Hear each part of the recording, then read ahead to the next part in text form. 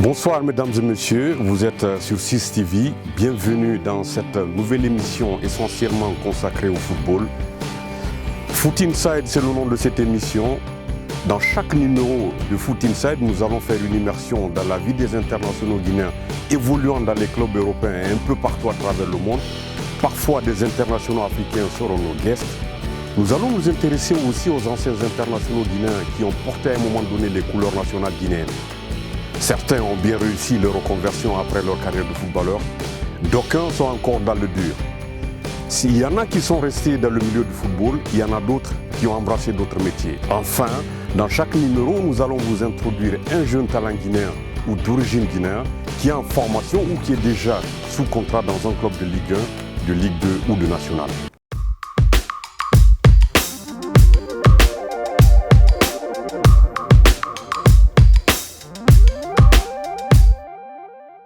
Pour ce tout premier numéro de Foot Inside, nous étions en Allemagne, plus précisément à Mönchengladbach, pour rencontrer Ibrahima Traoré, le capitaine du Sili national. Le reportage que vous allez suivre a été réalisé autour du grand match de Champions League qui a opposé au Borussia Park, Mönchengladbach au Grand Barcelone de Neymar, Luis Suarez et Iniesta. Face à ces grandes stars du football mondial, l'international guinéen a réalisé l'une de ses performances les plus abouties au haut niveau. En venant à Gladbach, Ibo Traoré savait déjà ce qui l'attendait.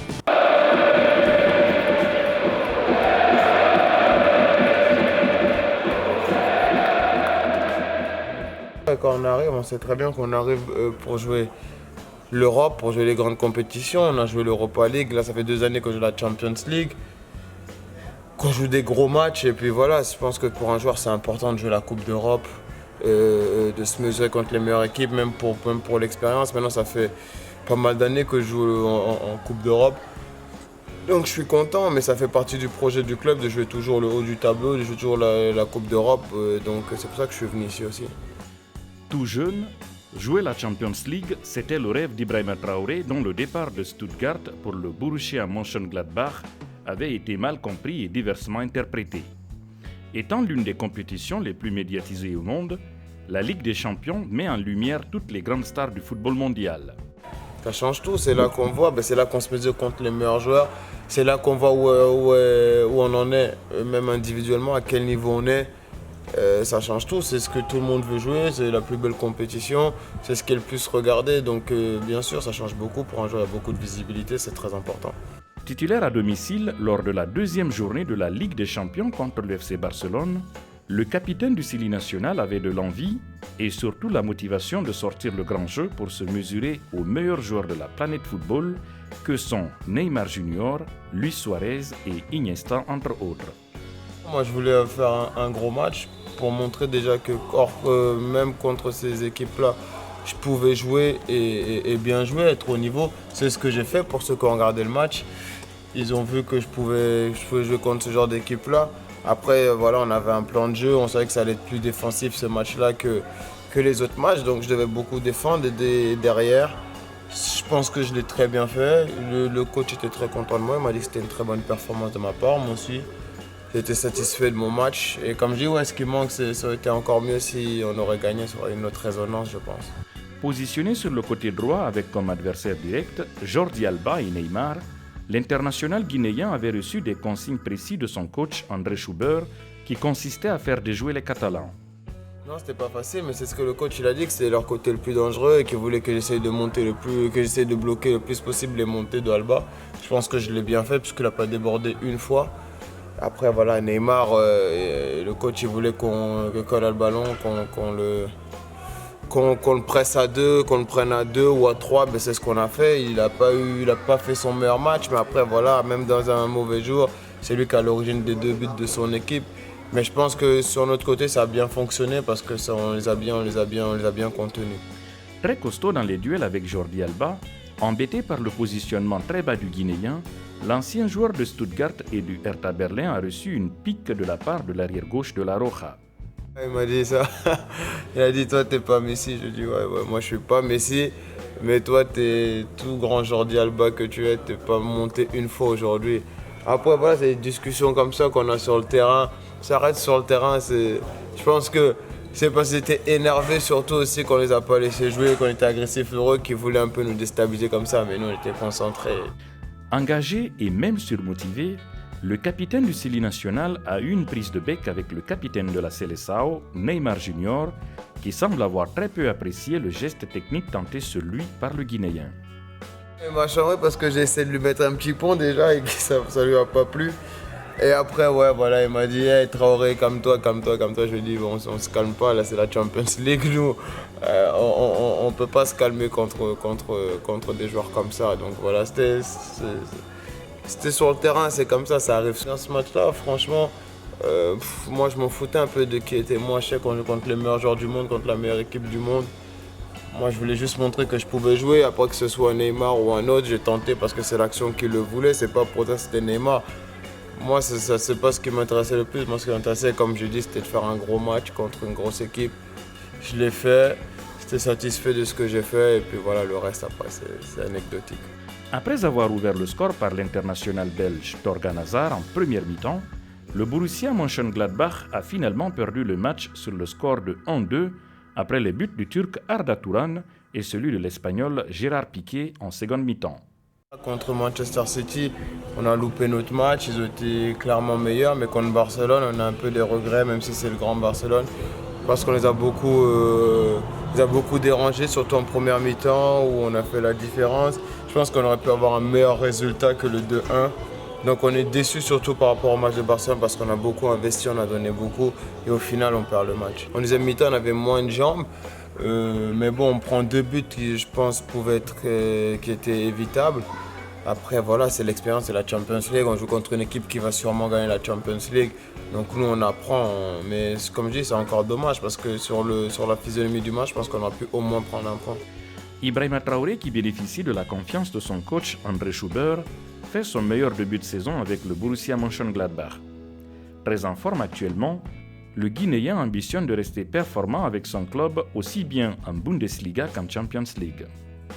Sur le plan individuel, moi j'ai envie de continuer sur ma lancée. Là, je fais un bon début de saison. J'ai été quasiment l'un des joueurs les plus utilisés. On sait que ça tourne beaucoup dans notre équipe, donc continuer comme ça pour réaliser encore une très grosse saison. Engagé dans les éliminatoires de la Coupe du Monde 2018 dans un groupe composé de la Tunisie, de la RDC et de la Libye, le Chili national entame cette campagne avec pour but de décrocher un ticket qualificatif pour la Russie. Le capitaine du Chili national pense qu'une mobilisation de tous les acteurs est cruciale pour écrire une nouvelle page de l'histoire du football guinéen. Je ne peux pas vous dire ce qui va se passer. Moi, ce que je peux vous dire, c'est que moi, j'ai envie d'aller à la Coupe du Monde. Je pense que les autres aussi ont envie d'aller à la Coupe du Monde. Tout le monde, après, voilà, comme je dis, c'est jamais une personne qui fait tout, mais c'est tout le monde ensemble, les joueurs, le staff, la fédération, les supporters, tout le monde, on est tous dans le même bateau parce qu'on veut tous faire quelque chose qui n'a jamais été fait à la Coupe du Monde. Après, voilà, moi, je sais que j'ai des responsabilités en tant que capitaine. Je vais les prendre quand le moment sera venu, mais comme je dis, l'objectif c'est de se qualifier pour la Coupe du Monde. La Tunisie et la RDC, qui est l'une des équipes les plus en forme du moment sur le continent, avec un effectif très riche et dense, dirigé par un coach qui a pris des galons tactiquement, restent les 2 favoris dans ce groupe A. Cependant, le capitaine du Chili national pense que son équipe n'est pas très loin de ses 2 favoris. On n'est peut-être pas meilleur qu'eux, mais on n'est pas non plus beaucoup plus faible qu'eux. Donc je pense que ce sera des matchs qui seront serrés. C'est à nous maintenant, on n'est pas dans un rôle de favori. Peut-être que ça nous va mieux à nous de outsider.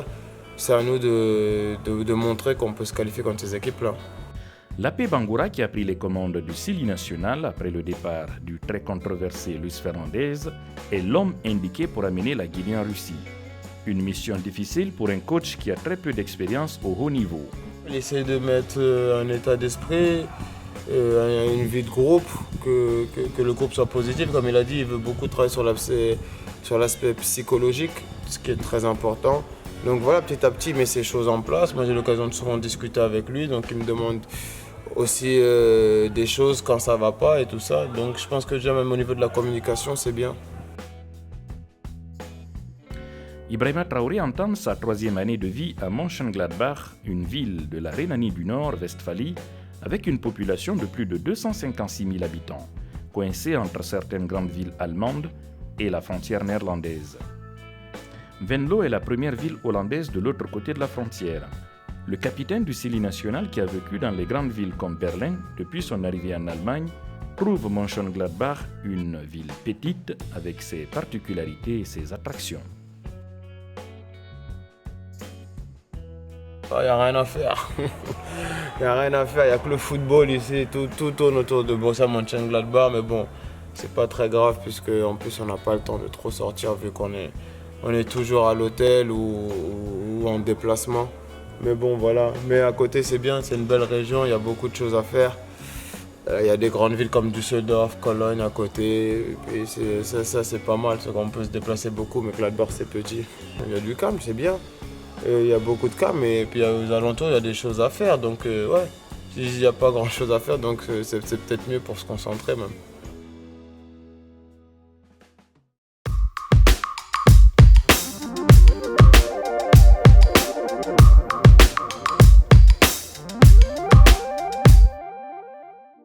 Alcé Nikita Passy, vous l'avez certainement connu, pour avoir été l'un des premiers joueurs locaux à intégrer le Silly national au temps de la génération de Titi Camara et de Sow Abdul Salam. Dans les années 90, Alcé Nikita Passy avait surpris tout le monde, y compris son idole Feu Mohamed Sylla Socrates, en faisant ses débuts en équipe nationale. Après une carrière en Belgique et un court passage dans les clubs français, Alcé Nikita Passy a raccroché les crampons il y a quelques années. Nous l'avons rencontré à Charleroi, c'est en Belgique, son lieu de résidence. Bienvenue à Charleroi.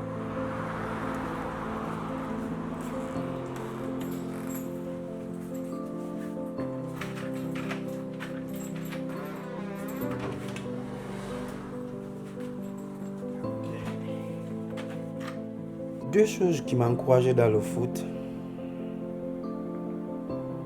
c'était à cause de Mohamed Sylla Socrates, paix à son âme, et à cause de mes parents. À côté de Socrates, au fait, je voyais tout ce qu'il faisait et je voulais faire la même chose que lui. Il me faisait vraiment rêver quand je le voyais jouer, quand je marchais avec lui. Je voulais faire tout ce qu'il a fait. Et deuxièmement, à cause de mes parents qui ne travaillaient plus. Ma mère ne travaillait pas, ni mon père. Donc, il n'y avait pas quelqu'un qui pouvait apporter quelque chose à la maison pour la famille. C'est à cause de ça que j'ai abandonné l'école pour jouer au foot. Formé à l'Olympique de Conakry, révélé au grand public par le Orea Athletic Club, l'ancien international guinéen Alcé Keita Passy, qui s'est fait un nom à travers ses tacles, aujourd'hui à la retraite, se souvient encore de sa toute première sélection avec le Silly national.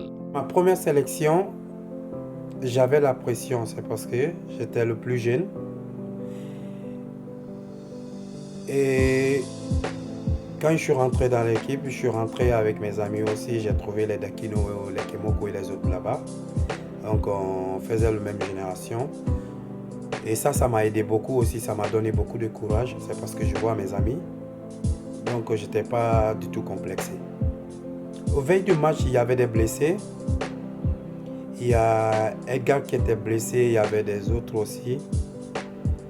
Donc Maître Nabi, à l'époque, qui était comme notre directeur sportif, comme entraîneur, il m'a appelé, il m'a dit: moi, je ne te connais pas assez.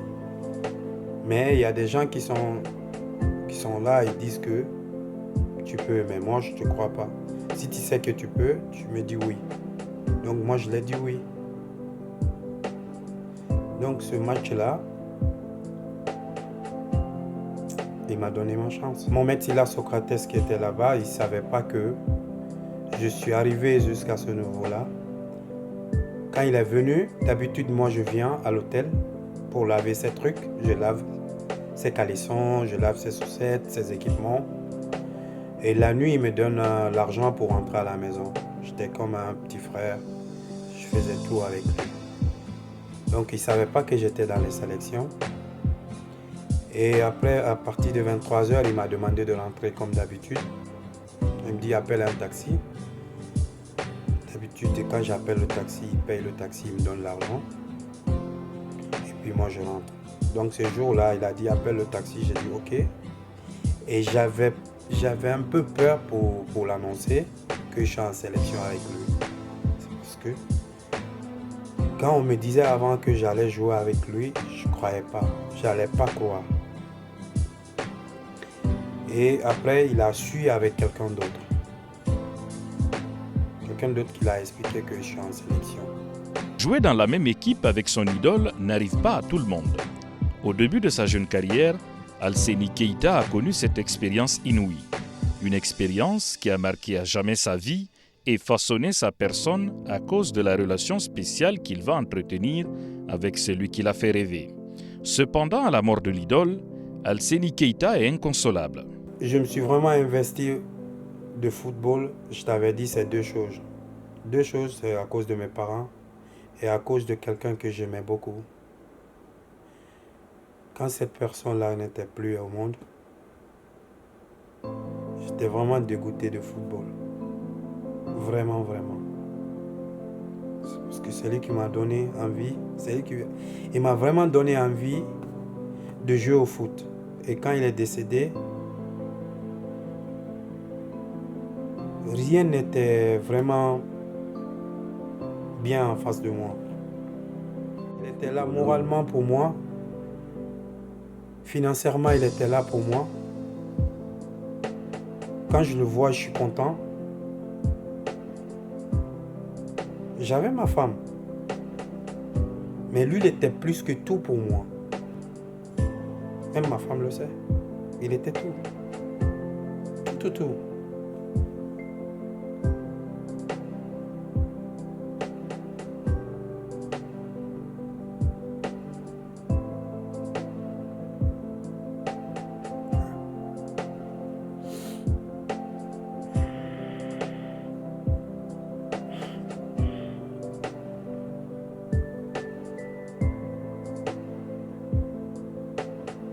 Comment lui, il a réussi à être si important pour toi, si important dans ta vie?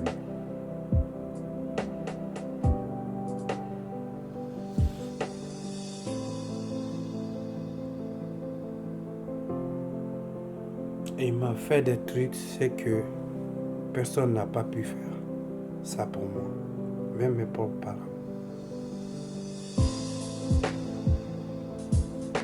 Il avait ses frères, il avait ses amis. J'aime mon père,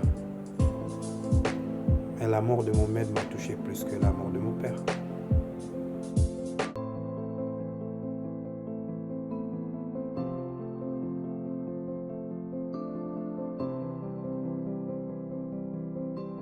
Passy, avec tout son talent, il n'a pas joué une CAN, même une seule CAN.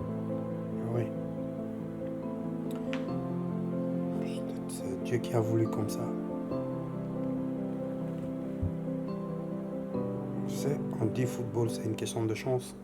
Il y a l'effort, mais il y a une question de chance aussi. J'en veux à personne. J'aime mes amis, j'aime mes coéquipiers.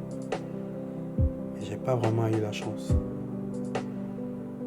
Mais quand la première CAN que tu devais jouer, tu as eu une histoire de blessure très grave. Une histoire de blessure bizarre aussi en plus. Oui. C'est une histoire que j'ai pas envie de parler, que tout le monde sait. C'est Dieu qui a voulu comme ça. Pourtant, tu n'as jamais reçu un coup sur le terrain. Jamais.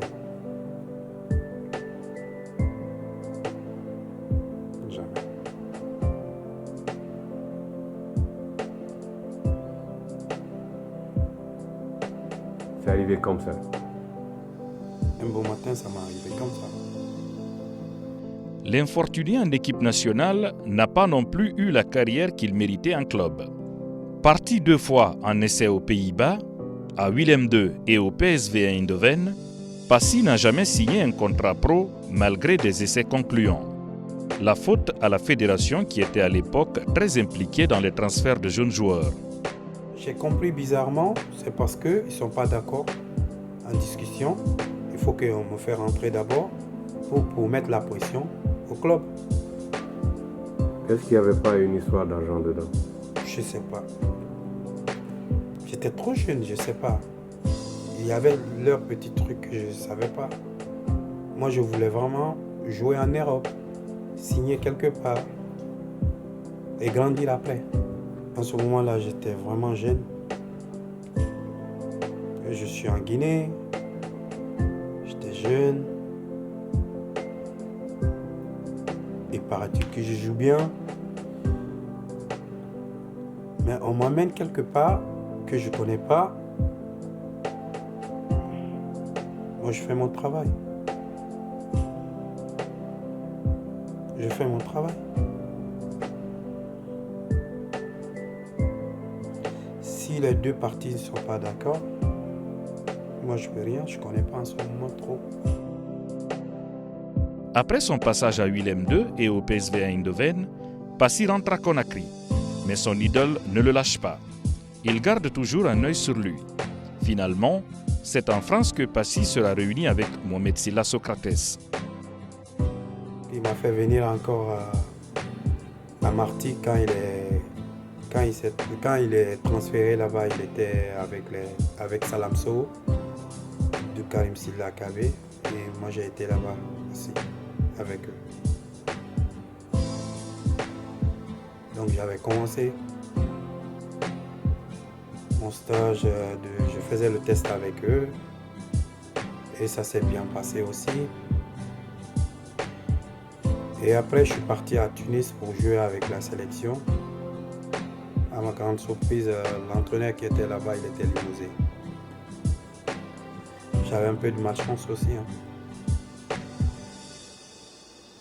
Je me suis retourné ici en Belgique à travers un ami, Dani Sidibé. À ce moment-là, il jouait à Alost ici. Donc lui, il a contacté les dirigeants d'Alost. Comme on avait fait la formation ensemble et croyamment, il a parlé à les dirigeants et ils m'ont dit de venir faire une semaine avec eux. Je suis venu faire une semaine avec eux et ça s'est bien passé. Ils m'ont fait signer 3 ans. Passy va jouer à Alost, à Bruxelles, à l'Union et à Montpellier avant de raccrocher les crampons à Charleroi où il vit toujours. La carrière terminée, l'ancien joueur du Oroya continue à suivre de très près et avec beaucoup de passion les performances du Sili national. Et si la Guinée ne gagne pas, ça me fait mal au cœur. Si des fois, si ça se passe mal, je peux rester sans manger. C'est parce que j'adore cette équipe. Dire qu'on a des joueurs, mais on n'a pas d'équipe. C'est parce qu'on n'a pas une équipe stable. Et puis on n'a pas une équipe costaud. Eux, ils savent très bien. Ils ont très mal rajeuni l'équipe. Très très mal rajeuni l'équipe. À l'époque, moi, j'ai la même génération que les Pascal, mais je suis rentré avant lui. Quand lui est venu, il est resté sur le banc tout douce. Il est rentré tout doucement.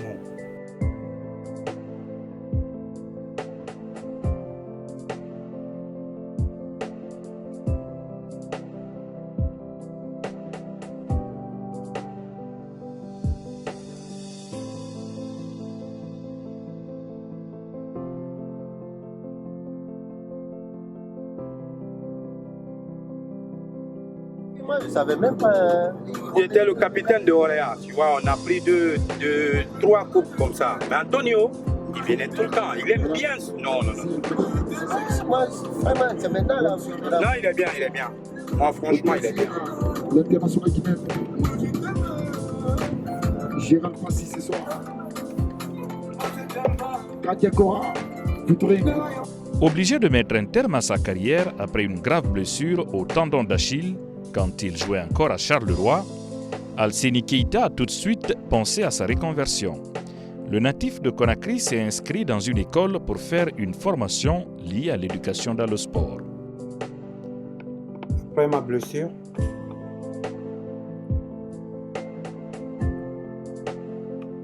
j'ai ma petite famille, ma femme et mes enfants. Je voulais travailler, mais le travail c'est sur mon domaine. suis parti m'inscrire à une formation pour faire un stage d'entraîneur comme moniteur sportif, tout. Moi, c'est ce que je fais. Moi, j'ai choisi ce boulot-là pour ma famille, pour que je puisse travailler demain,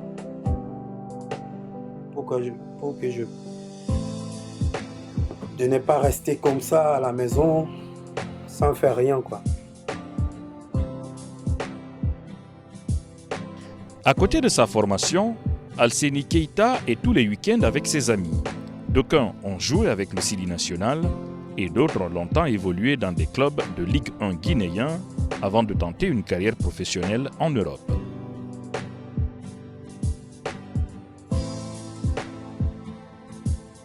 Avec mes amis, on se voit les week-ends, un vendredi ou dimanche.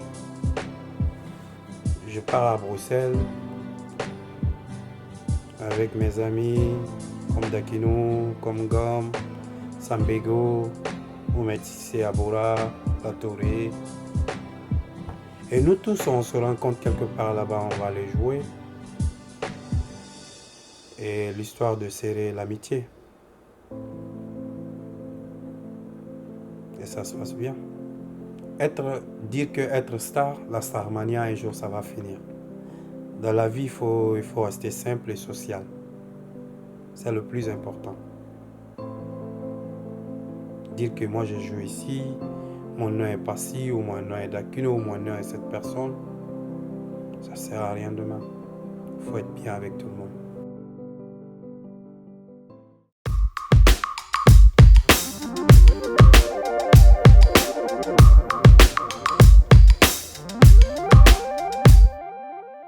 Parmi les jeunes espoirs guinéens qui montent actuellement, il y a un certain Joey Milimono, joueur de Coxide en Ligue 2 belge. Coxide est une ville située dans la Flandre occidentale sur la côte belge. Joey Milimono est déjà international espoir guinéen. Il a évolué avec l'équipe nationale espoir dirigée par Kouli Koevogui lors du dernier festival de Toulon en France. Joey Milimono n'est autre que le cousin de Joshua Guilavogui, approché il y a quelques années par la Guinée, mais qui a finalement choisi la France.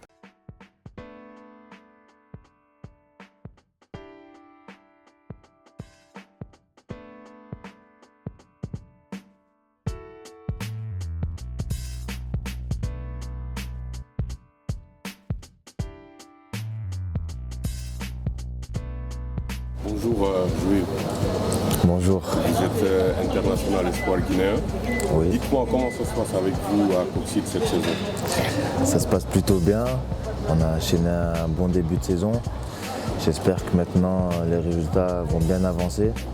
On espère vite remonter dans le haut tableau. Maintenant ça va, j'ai confiance en mon équipe et j'ai confiance au staff. Tout le monde est motivé pour cette saison. Sur le plan personnel, comment ça se passe? Sur le plan personnel, je suis plutôt satisfait de mon début de saison. Je suis à 4 passes décisives, 1 but. Bon, je peux faire beaucoup mieux. Dans le football, on peut faire toujours mieux, donc il faut toujours de remise en question. Mais bon, ça va, je suis confiant et j'avance serein. Quel est ton objectif cette saison avec Coxide? Donc mon objectif, c'est vraiment jouer le haut tableau. Enchaîner les performances. Maintenant, il y a un mercato de décembre qui arrive bientôt et on verra si si je resterai ou pas à Coxide. Cet été-là, tu as failli quand même partir? Oui, j'étais à 2 doigts de partir. J'allais partir en Roumanie, dans un club où ça jouait les tours préliminaires de l'Europa League. C'était plutôt un projet intéressant. Maintenant, c'est tombé à l'eau. J'ai eu d'autres propositions, mais j'ai préféré rester stable et rester à Coxide pour le moment, comme je suis jeune, bien progresser et voir l'avenir de l'avant. Joey Milimono, il est d'origine guinéenne, mais les Guinéens ne le connaissent pas trop. Qui est Milimono? Ouais, Joey Milimono, tout d'abord, c'est un métissage. Voilà, mon papa est guinéen de Guéguédou. Donc voilà, je suis un Kissi. Ma mère, c'est une Française. Et voilà, donc Je vais beaucoup voir mon pays d'origine. Je suis vraiment attaché à ce pays parce que d'abord il y a une histoire, on vient de très loin et jamais j'oubliais ce pays, quoi. C'est mon pays, j'aime de tout cœur. De tout cœur avec le Chili, tout cœur avec la Guinée. Joey a déjà visité ce pays? Bien sûr, plus de 3 fois. Le début ça a été compliqué parce que j'ai vu la pauvreté.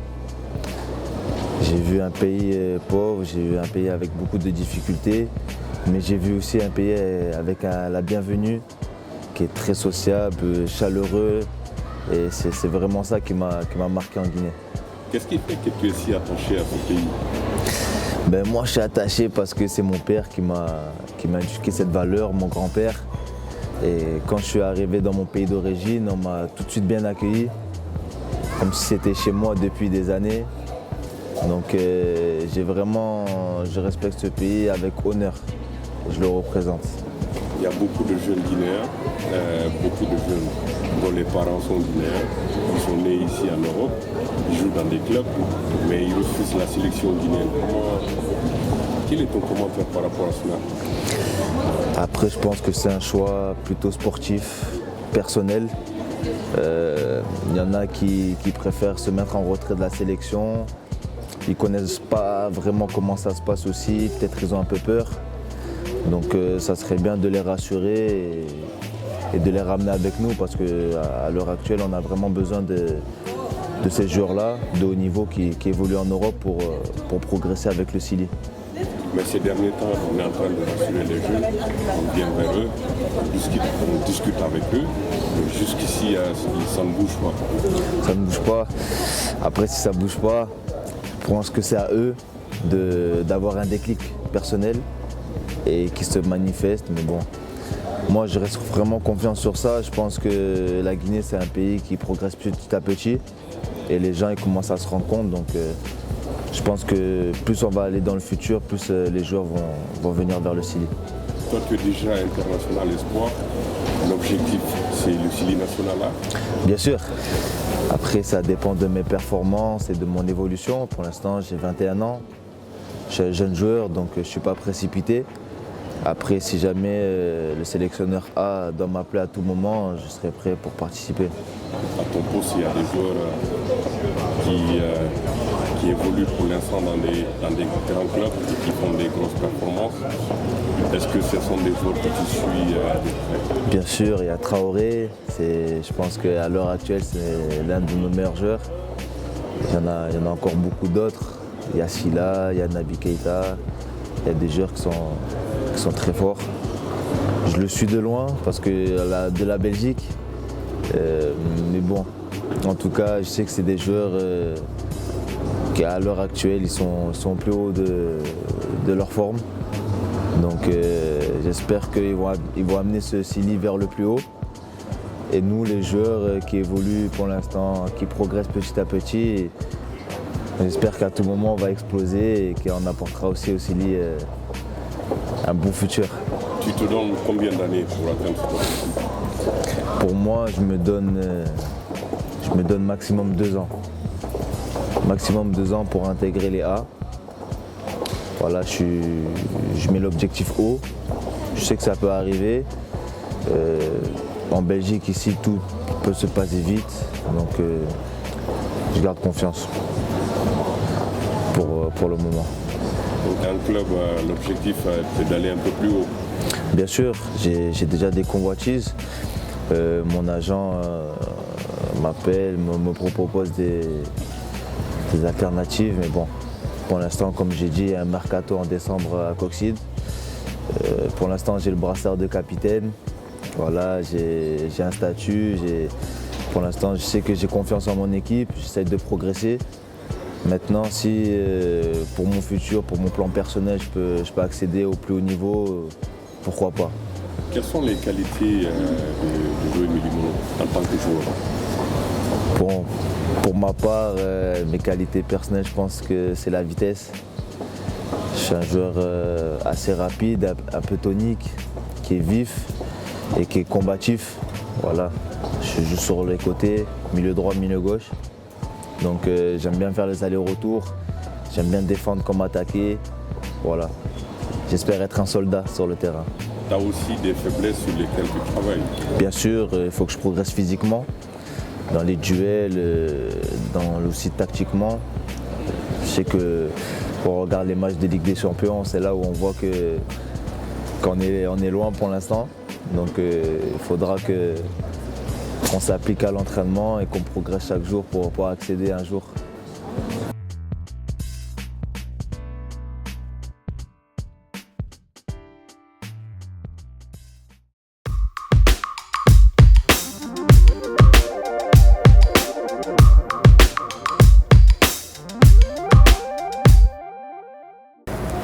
Mesdames et messieurs, c'est la fin de ce tout premier numéro de Foot Inside. Merci de nous avoir suivis. Nous attendons vos critiques et suggestions. Dans 2 semaines, on se retrouve sur 6 TV pour un nouveau numéro de Foot Inside.